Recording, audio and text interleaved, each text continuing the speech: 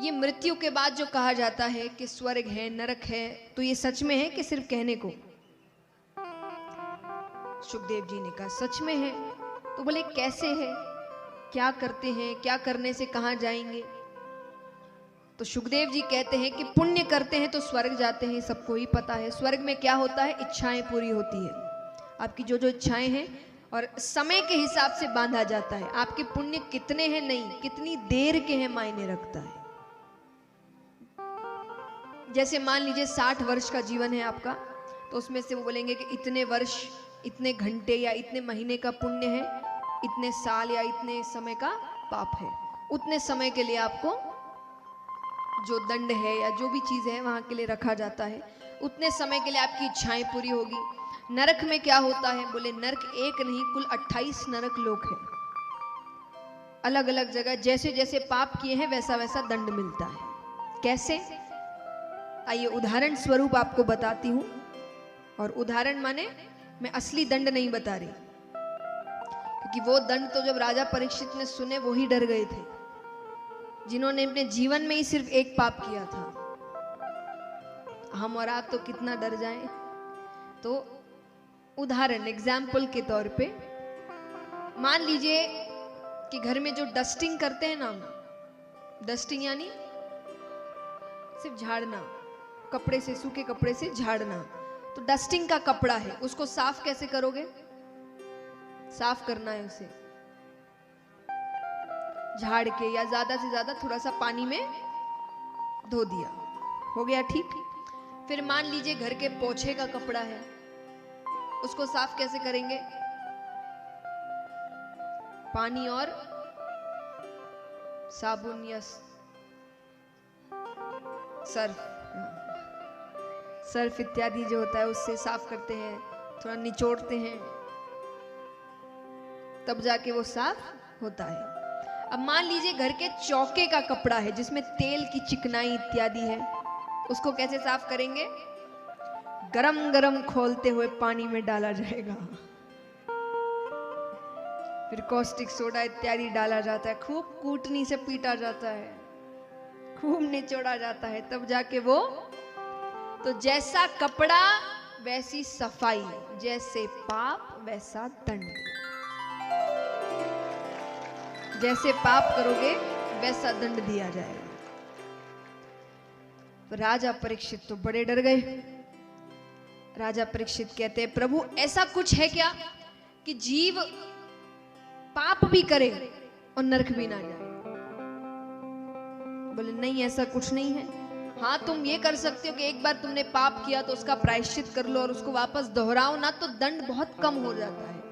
बोले नहीं, कोई तो रास्ता होगा कि जीव पाप भी करे लेकिन नरक ना जाए। सुखदेव जी कहते हैं, आप पापियों का भी कल्याण चाहते हैं? एक तरीका है। कैसा?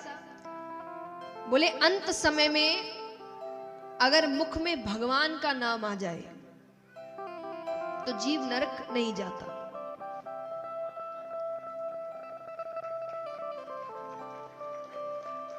तालियों से मतलब ये नहीं कि ये बहुत आसान है। कितने तो यहां बैठे होंगे सोचेंगे हो गया हमारा काम।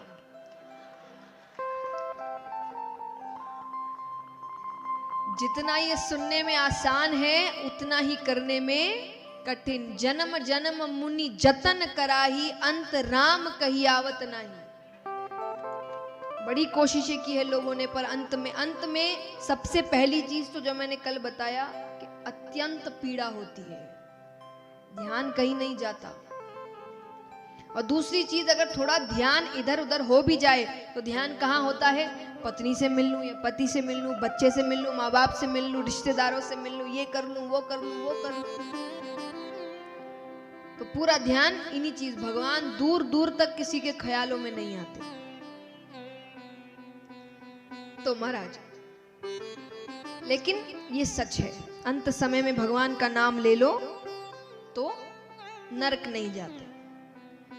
लेकिन अब हम सांसारिक लोग हैं, बिना सबूत के कोई चीज मानते नहीं।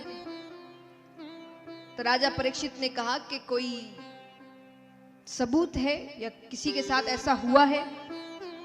सुखदेव जी कहते जरूर हुआ है। कन्नौज नगरी में एक ब्राह्मण रहते थे उनके एक पुत्र हुआ जिसका नाम था अजामिल।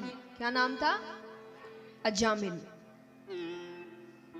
बचपन से अच्छे कार्य करते,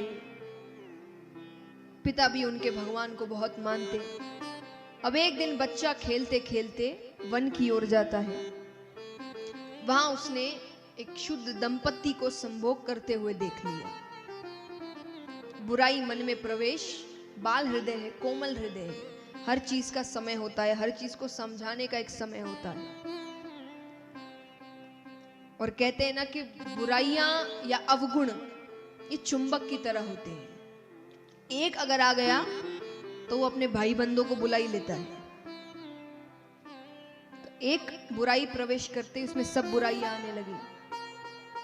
अब मदिरा पान करना, अब वो करने के लिए पिता से कैसे पैसे मांगे? चोरी करना। तो धीरे धीरे सारी बुराइयां प्रवेश कर गई। पिता की मृत्यु हो गई, चोरियां डकैतियां बनी, बड़ा सा महल खड़ा किया, खूब स्त्रियां सारी अपने साथ रखने लगा। अब कुछ समय बाद उसी नगरी में एक ऋषिगण 100 वर्षों की तपस्या करके उठते हैं, ऋषि।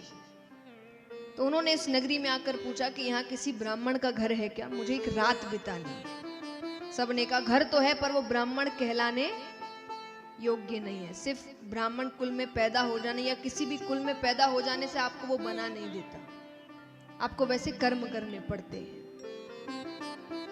ये पदवियां हैं। कितना ये जात पात, ये पदवी है। आपको गुरु तब माना जाता है जब आप गुरु जैसे काम करेंगे। काम ही नहीं करेंगे तो क्यों मानेंगे? फिर तो हर एक इंसान जैसा सब कोई है वैसे ही है आप। लेकिन ये पदवी है, कब मिलती है? जब आप वैसी शिक्षा ग्रहण करते हैं, वैसे काम कर्म करते हैं। तो उन्होंने कहा ब्राह्मण है पर कहलाने योग्य नहीं। उन्होंने कहा मुझे क्या करना है? मुझे एक रात बितानी है। ठीक है, जाते हैं, एक कमरा मांगा। उसके पास इतना बड़ा महल, दे दिया एक कमरा उसने। पूरी रात, अब सिद्ध ऋषि थे, उन्होंने सब कुछ समझ लिया, कौन है, क्या किया इसने। सुबह उठते हैं, जाने लगते। जाने से पहले कहा तुमने मुझे स्थान दिया रहने को, अगर कुछ वरदान मांगना चाहते हो, कुछ वचन चाहते हो। उसने कहा मेरे पास सब है, जाइए आप, हो गया। उसने कहा ठीक है। ऋषि कहते एक और बात मानोगे मेरी? कौन सी बात? तुम्हारी पत्नी को अभी 10वां गर्भ है, तुम्हारे संतान होने वाली है। बोले हाँ। तो बोले उसका नाम नारायण रखना। क्या रखना? उसने कहा ठीक है।